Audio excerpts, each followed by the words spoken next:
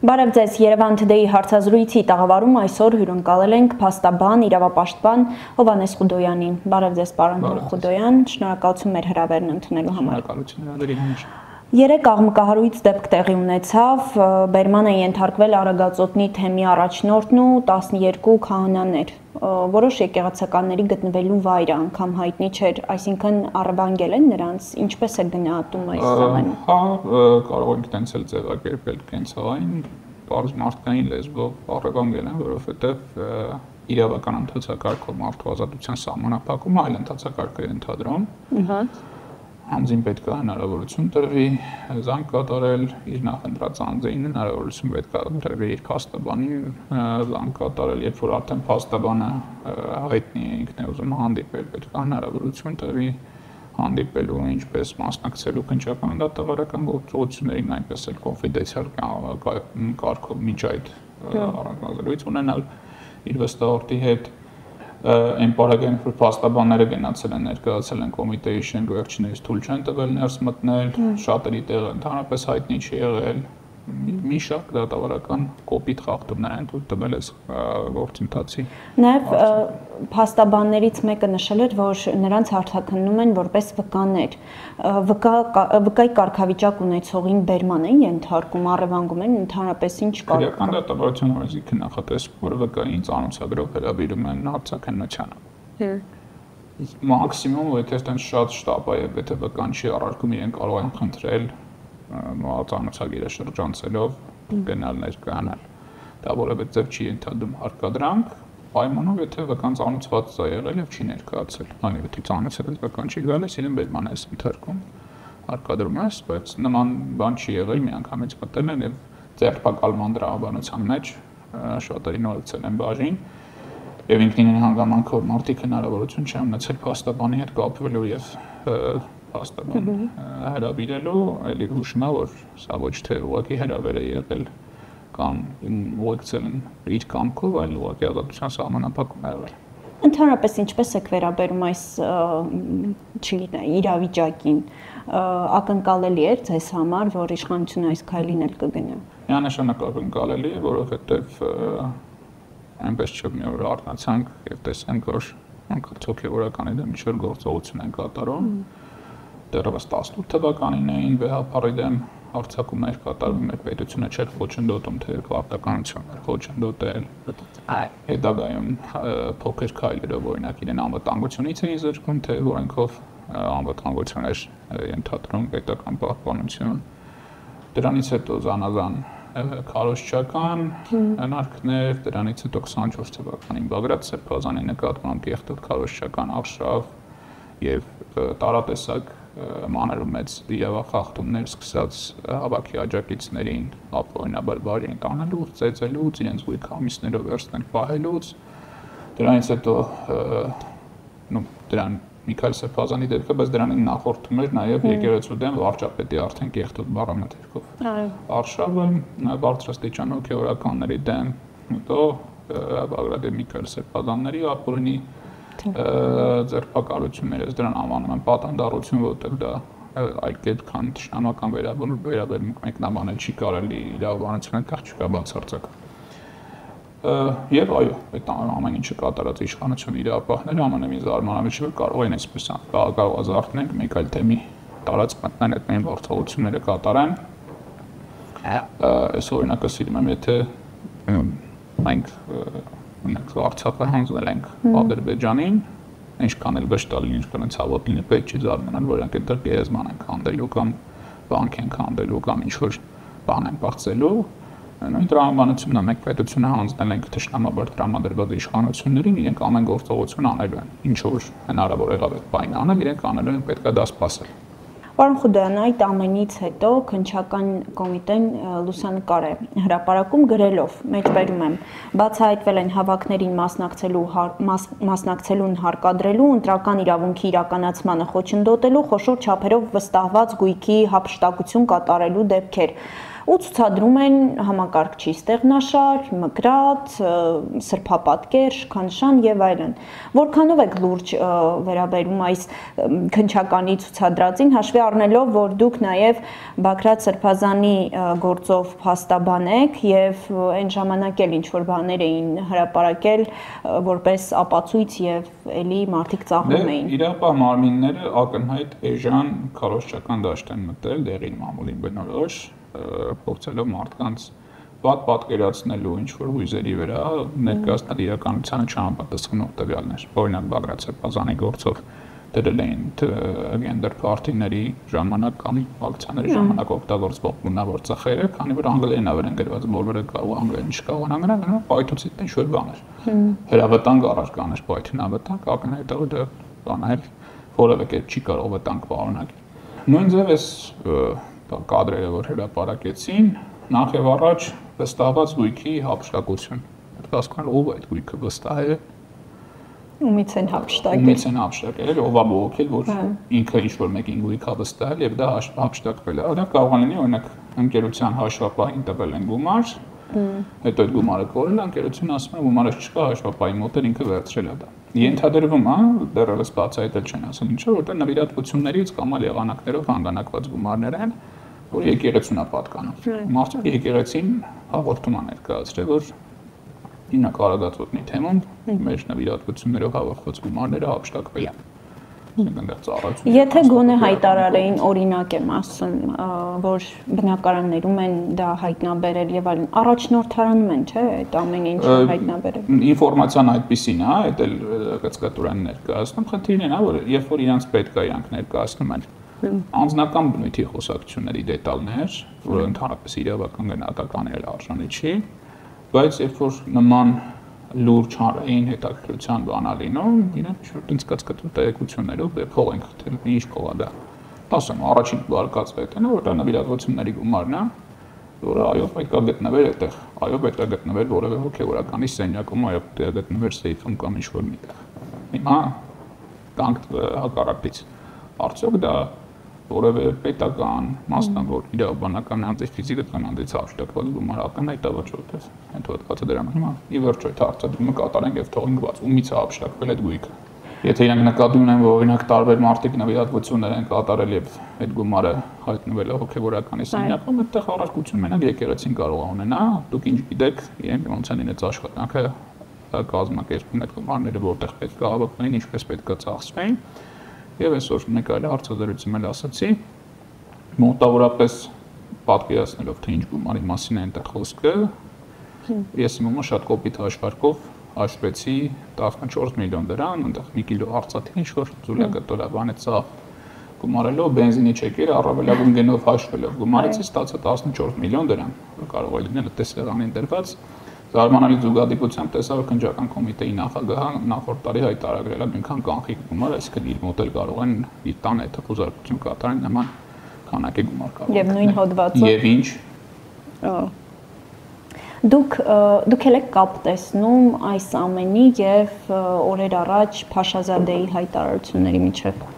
Չեմ տեսել Փաշազադեի հայտարարությունները, բայց կենսափորձը հուշում է, որ Հայաստանում տեղ ունեցող պետականության ազգային արժեքների դեմ բոլոր ոտնձգությունները կատարում են զուգորդված ադրբեջանական տարբեր թեզերով, պահանջներով եւ քարոզչությամբ։ Ես տեսել եմ, թե ինչպիսի հրճվանք է տիրում ադրբեջանական մեդիացանցում այս իրադարձությունների կապակցությամբ։ Պարոն Խուդոյան, Արագածոտնի թեմի առաջնորդ Մկրտիչ եպիսկոպոս Պրոշյանի գործով 54 քննիչ է ներգրավված։ Կարող եք ինձ մեր հետևորդների համար բացատրել, ինչ են անելու այդ գործով 54 քննիչը։ Որևէ տրամաբանություն ես չեմ տեսնում, այն հաղորդագրությունը, որ տարածել է կոմիտեն, ինչպիսի արարք են իրենք ըստ իրենց քննում, դա մի քանի քննիչից ավել գործողություններ բան լավ ասենք ընդհանրենք 12 մանտեր հակարվել է այդքան տեղել մտել են, թող լինի 12 քննիչ։ 54 քննիչին ներգրավել այս գործով բան անելով, ենթադրվում է, որ կամ սա նախայց նմանություն կարող եմ տեսնել քրեական ենթամշակույթին բնորոշ, որ հանցավոր խմբի բոլոր յուրաքանչյուր անդամին դրդում են մասնակից լինել հանցագործությանը, որպեսզի չխուսափի պատասխանատվությունից կամ այլ մթնոլորտ չձևավորի։ Կամ սա մի քիչ ավելի մեծ գործի առանձին արարը, որ փորձում են էլի ապօրինաբար եւ անտեղի փորձել տարբեր տեսակի կապեր գտնել քաղաքական իրադարձությունների, քաղաքական տարբեր ուժերի մենք տեսել ենք, որ այդ անպաշտ ջանքերը փորձում են գործադրել Միքայել Սեփազյանի, Բաղրատ Սեփազյանի եւ Սամվել Կարապետյանի գործերով վարույթներով, բայց որևէ կապ չկա դրանց մեջ, բայց նրանք անդադ ուզում են այդ կապը գտնել, որպեսզի ներկայացնեն ինչ-որ տենց կազմակերպված դավադրություն իրենց դեմ։ Իդեպ դուք էլ նշեցիք Սամվել Կարապետյանի գործը, նրա գործով էլ 53 քննիչ էլ այնտեղ է ներգրավված։ Նա ընդհանրապես աջակցող եկեղեցուն աջակցող հայտարարությամբ էր հանդես եկել։ Այդ գործի մասին ինչ կասեք։ Խնդիրը պետք է դնել սկզբից։ Արդյոք ինքը հետապնդվում է այդ արտահայտության համար, թե արդյոք դա որևէ առիթ էր իրեն հետապնդելու համար։ Իմ համար կարող է նույնիսկ սխալվեմ, բայց անկարելի է եղել, որ հնարավոր է Սամվել Կարապետյանը դա այդ մասնակցի քաղաքական գործընթացների ինչ որ եղանակով։ Ենթադրում եմ նույն տեղեկությունը կամ մտավախությունը ունեցել են նաև իշխանությունները եւ նույնիսկ այս պարագայում մենք տեսնում ենք, որ ձերբակալված կալանավորված վիճակում էլ ված չի ստացվում իր մոտ այդ քաղաքական պայքարը։ Այդ մտավախությունից դրդված առաջին իսկ հնարավորությունը որ որևէ գործողություն կատարել է, ոչ թե որևէ իրավախախտում, այլ որևէ գործողություն հանրային տիրույթում կատարել է, ձևակերպել են որպես հանցագործություն։ Այդ հիմքով կալանավորել են, դրանից հետո փոխել են հետի ղեկավարությանը, դրանից հետո սկսել են լայնածավալ գործողություններ եւ ամբողջ իր գործունեությունը, որ կապված է Հայաստանի հետ, այդ ներթափանցել են դրա մեջ, որպեսզի հայտնաբերեն ինչ-որ անցանքի հետքեր։ Ամեն անգամ Սամվել Կարապետյանի գործով դատական նիստից առաջ ինչ-որ մեղադրանք է ավելանում, հա, իր գործում, այս անգամ էլ կալանքը երկարացվեց 1 ամսով։ Ինչ է նշանակում այդ 1 ամիս կալանքը, գործը գնալու է դատարան, թե ազատ է արձակվելու։ Չեն կարող իրականում գնահատական տալ 1 ամիսը դա գործը դատարան ուղարկելու համար, թե դատավորը ինքը իր ոնց որ երեսը փրկելու համար է ինչ-որ տենց ժեստ արել, թե ինչ։ Գիտեմ, որ ասում եմ փողերի լվացման մեղադրանք ավելացել, բայց գիտեմ նաև որ նախկինում էլ ավելացել էր նման մի հատ մեղադրանք, բայց դատարանը նույնիսկ ինքնավոր կասկած չէր ճանաչել։ Ընդ որում նույն դատարանը, որ այդ արտահայտության համար պատրաստ էր կալանավորը Սամվել Կարապետյանը, նույնիսկ այդ դատավորը փողերի լվացման չէր տեսել։ Հիմա նոր ինչ-որ բան են մտածել, ներկայացրել են, բնականաբար դաշտը բավականին լայն է եւ այստեղ ես տեսնում եմ, ասենք 50 քննիչի աշխատանք, որովհետև պետք է թաթախվեն ամբողջ տնտեսական գործունեության մեջ, չնայած եթե որևէ բան էլ հայտնաբերած լինի, հիմա էլ կտեսնենք, որ ազգային ժողովի ամբիոնից եւ քննչական կոմիտեի հաղորդագրություններով բարձրաձայնում էին հայտնաբերված ինչ-որ բաների մասին։ Մենք տեսել ենք ընդհանրապես մի քանի մանր բացահայտումներ հայեցում ինչ-որ ոչ արդյունավետ ծախսերի եւ այլն, բայց եթե դա նայենք կազմակերպության մասշտաբներով չնչին բաներ են եւ որևէ կերպ էական չեն ազդում։ Նույնիսկ խոսանքի զարգացանի վրա կամ որևէ օգտակար լինել չեն կարող, բայց հենց քարոզչական բաներով փորձում են անդրադառնալ եւ այդ գործն էլ ունի իր բազմաթիվ ակնհայտ ապօրինությունները, սկսած որևէ հանցավոր տար չպարունակող մենք եկեղեցուն պաշտպանելու ենք արտահայտությունից, ինչով ասենք միջազգային արբիտրաժի որոշումը չենք կատարելու, որտեղ տենց ենք ուզում։ Ինչ հետևանքներ կարող է դա տալ Հայաստանի համար։ Եթե նույնիսկ չխոսենք միջազգային գործընկերության ոլորտում հեղինակության անկումից, եթե չխոսենք դրա հետևանքով հետագայում վճարվելիք պետական բյուջեից, վճարվելիք տարատեսակ դրդագանքներից, առնվազն, հա, բիզնես տեսանկյունից ոչինչ ոչնչացնում է բանը հետաքրքրությունը Հայաստանի նկատմամբ, որտեղ եթե օտարերկրյա որևէ ներդրող տեսնում է մարդ եկել է իրան քաղաքական նկատառումներով եկել են կապել են իր բիզնեսին, հերիք չի մի հատ էլ նույնիսկ պաշտպանություն չի կարողանում գտնել իրավական գործիքակազմում միջազգային արբիտրաժում, ամենից երաշխիք չունի այս պետությունում կանք ինչ-որ գործ տնենք։ Այսինքն մի կողմից իրենք բարձրացնում են պետք է տնտեսությունը աշխուժացնենք, ներդրումներ բերենք, մյուս կողմից ամեն հնարավոր վատ բան անում են, որպեսզի Հայաստանը որևէ գրավչություն չունենա այդ առումով։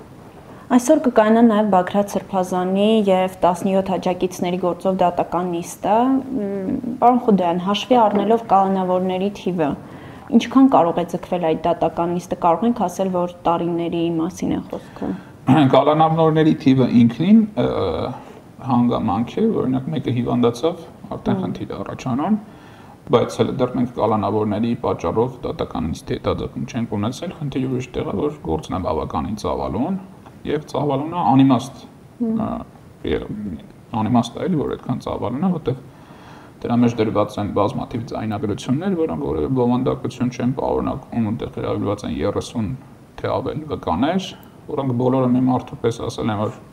որևէ ապրոնի գործողություն մենք չենք տեսել, բայց չգիտես ինչ իրենք մեղադրանքի վկաներ են։ Ուղղակի ուռճացված է այս դատավարությունը, որպեսզի հնարավորինս երկար տևի եւ անձանց, եթե հնարավոր է կալանքի տակ բայել, ավելի երկար բայել։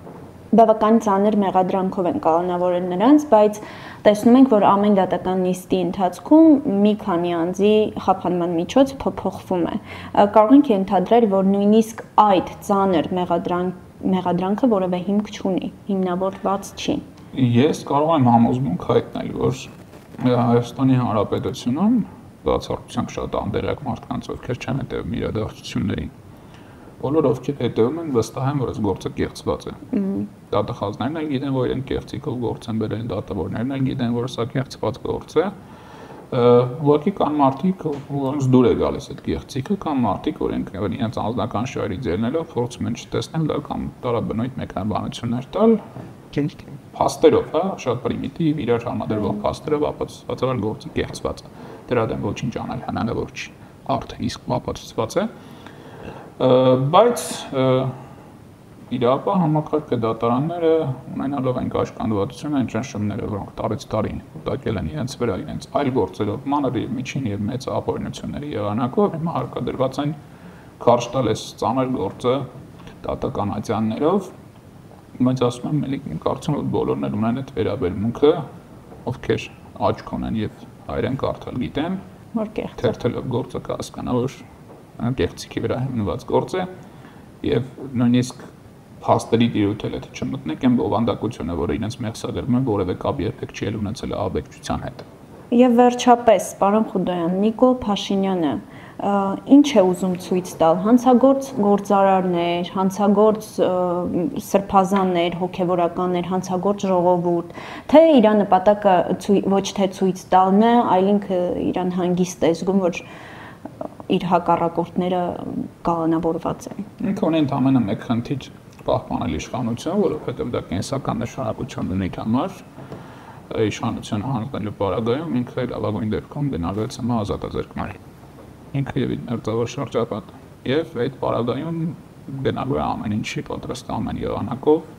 ինչքան որ հնարավորությունները թույլ են տալիս, կեղծ քարոզչական արշավներ կատարել մարդկանց դեմ, իրավապահ մարմիններին հարկադրել, անպատվաբեր գործերով զբաղվել եւ տարատեսակ բաներ, բոլոր տեղերում որտեղ կան ուժային կենտրոններ, որոնք կարող են ինչ-որ ձևով անհանգստացնել իրեն, իր արկանիշի կրնել կամ ներածնել իրեն որևէ ձև, իր համար ձևակերպենք թիրախ են թշնամիը, որոնց դեմ ինքը պայքարում է։ Լինի դա գործարար Սամվել Կարապետյանը, լինի ողնի ռեսուրս եւ այդ առումով քաղաքական պոտենցիալ,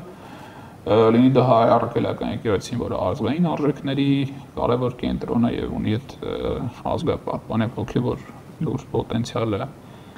ընդհանուր լինեն դա անհետ կորածների հարազատներ, որոնք իրենց դժգոհությունն են հայտնում, որ 5 տարի ոչ մի արդյունք իրենց չեն տալիս,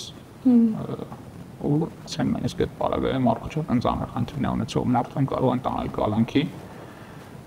միջնորդության մեջ եւ դատական ակտում տալով ձևակերպում, որ եթե ինքը մնա ազատության մեջ հնարավոր է նորից կազմակերպի հավաքներ։ Եվս մեկ անգամ շնորհակալություն։ Շնորհակալություն ձեզ հրավերի համար։